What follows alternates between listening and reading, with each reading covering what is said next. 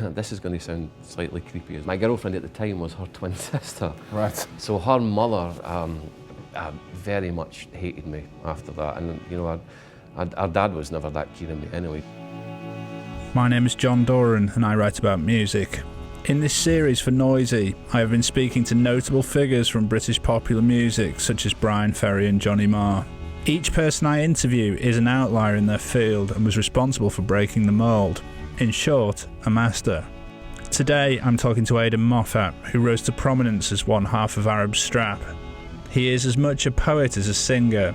His lyrics come from a hard, bitten Scottish literary tradition that includes writers such as James Kelman and Alan Warner.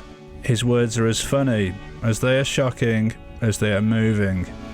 It's my pleasure and privilege to be talking to Aidan Moffat today. I actually ran into you in 1997. I know the day because it was my birthday. It was the 15th of June, and it was during the afternoon of the last day on the joint Mogwai Arab Strap tour. This is kind of a legendary gig for a lot of reasons. I ate a big lump of dope and I don't remember anything about it.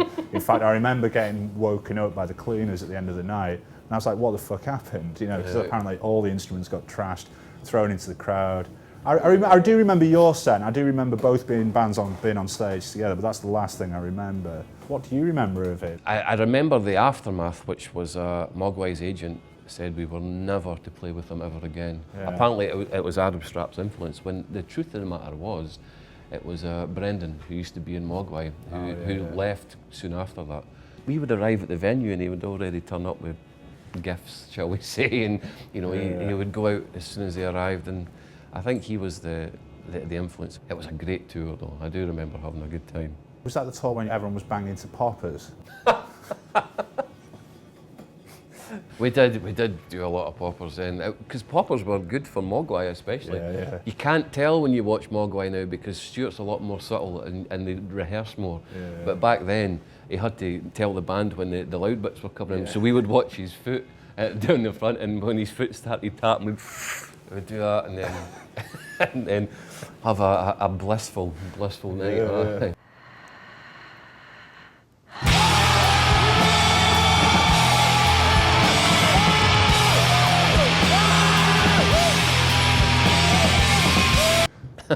Is there an element to which there was a sense of kind of theatre to the drinking in Arab Strap? To be honest with you, it just started as a way of coping with nerves. I mean, the first gig we ever did, I was fucking ludicrously drunk, and for some reason we released it as part of a box set a couple of years ago.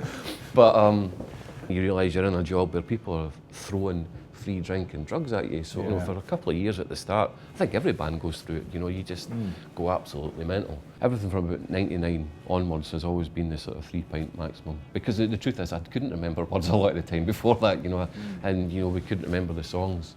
There was one good tea in the park where we were due to play, but the power in our tent or whatever it was had failed, so we got told the gig was cancelled.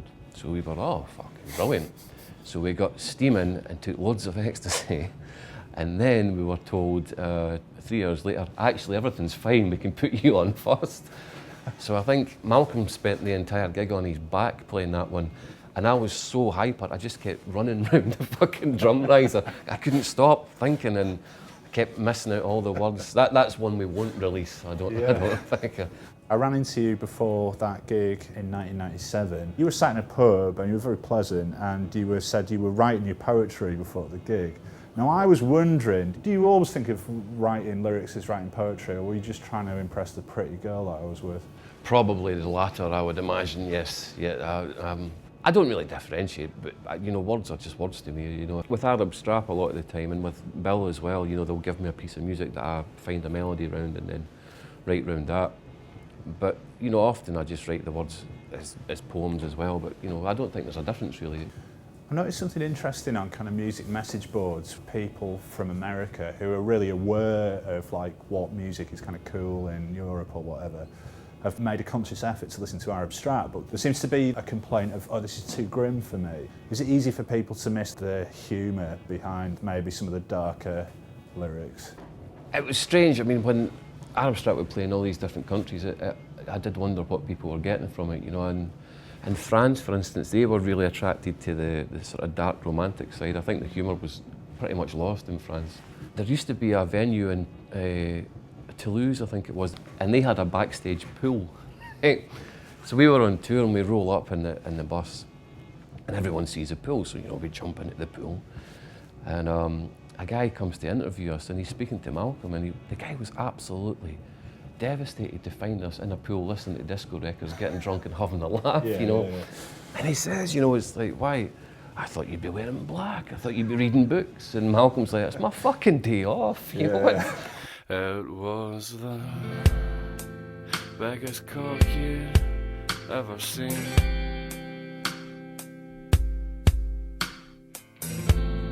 But you've no idea where that cock has been.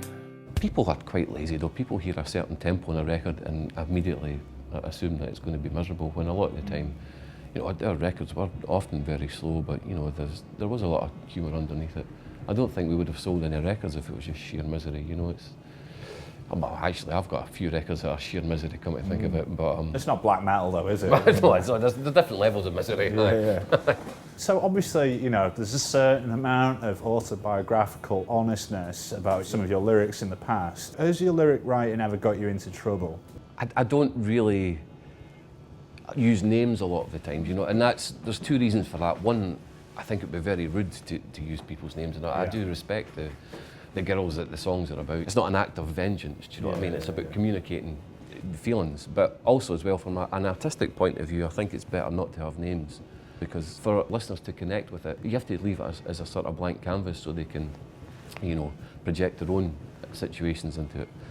So it's very rare that it happens. I did hear one ex-girlfriend went to the Citizens Advice to see if she could sue me because I wrote a song about her, but her name's not in it. She just knew it was about her because she knew she was part of it, which I found ridiculous. And the guy that was in that song too, I bumped into him the other day in the station. He's still an ugly prick. The ones that you used to think turned me on just made me laugh. Do you want to someone come in real life? Just sounds now. I know when I've talked to you before that you're a really big fan of pop music. I wanted to know who your current 3 top pop stars are. Do you know, I think I hit a peak with that Nicola Roberts album, and I found it difficult to engage with somehow. I loved that record, and it was a pretty bold record for someone in her position to make.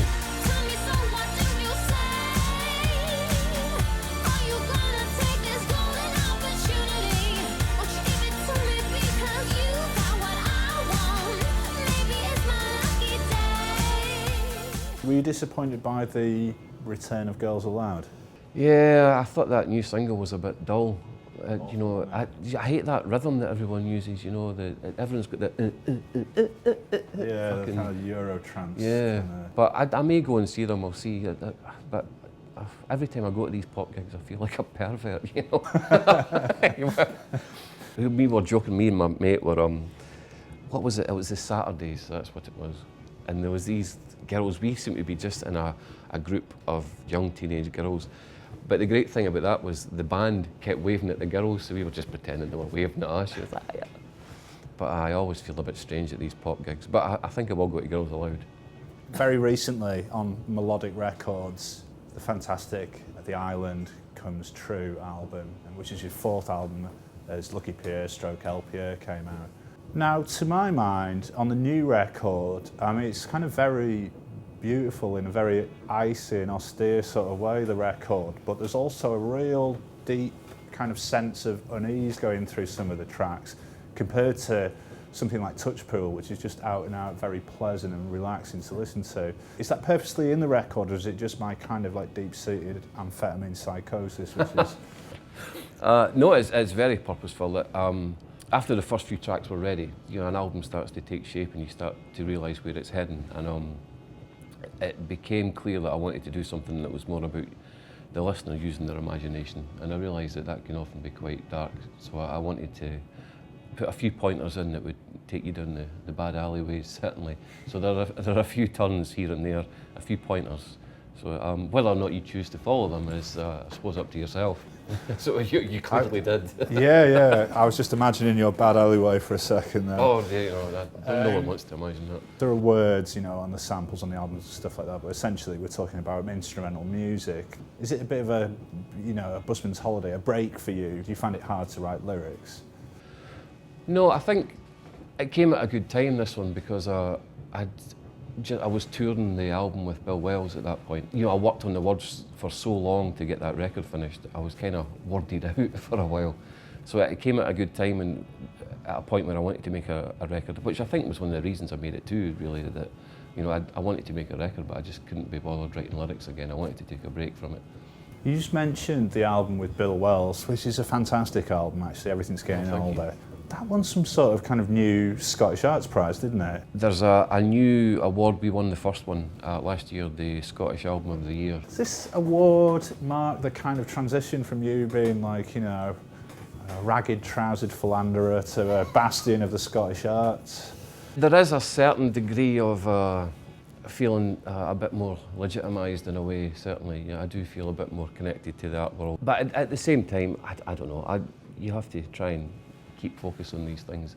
I was actually more worried about my son because I thought that would mellow me out, but it just made me worse. Really? So I think maybe because I find a lot of the stuff that on the Bill Wells album and the new stuff we've been writing as well, the lyrics I've been writing, it's about that frustration of having a family, but also being a man and having those silly thoughts that men have a lot. So there's somewhere in the middle of that, I think that's where I find the inspiration these days. But these days it's all shopping lists and school runs, direct debits and tax credits, nasal hair, fungal nail infections, dishwasher tablets, citalopram and CBeebies. Your Wikipedia page has got one of the most bathos-ridden personal information sections I've ever read. It says he lives in a flat and he has a distinctive beard. And even then I think there's the stretching the word distinctive to breaking point almost. Has it always been important for you to maintain like an anti-rock star kind of low-key persona? I just don't really care about things like that. I mean, the Wikipedia page is nonsense. It's full of, I don't even know who writes these fucking things, Yeah. So I don't really bother about these things, no. Although I'm on Twitter all the time, so Twitter's a bit of conversation. I talk to people on Twitter, and I try and answer as many people as I can. I try and have discussions on it. That's what my job is. It's to communicate with people. So sometimes you get the odd stalker. There's a couple of girls who like flirting with me, which I find quite uncomfortable, but also quite flattering at the same time. So you've got to take it, Given some of your lyrical concerns in the past, I mean, it was kind of all bound to happen, really. Yeah, well, now that I'm attached with a family, that's the only flirt I can get, That's it. I might as well take what I can, aye. Well, Aidan, thanks very much. Oh, you're welcome, John.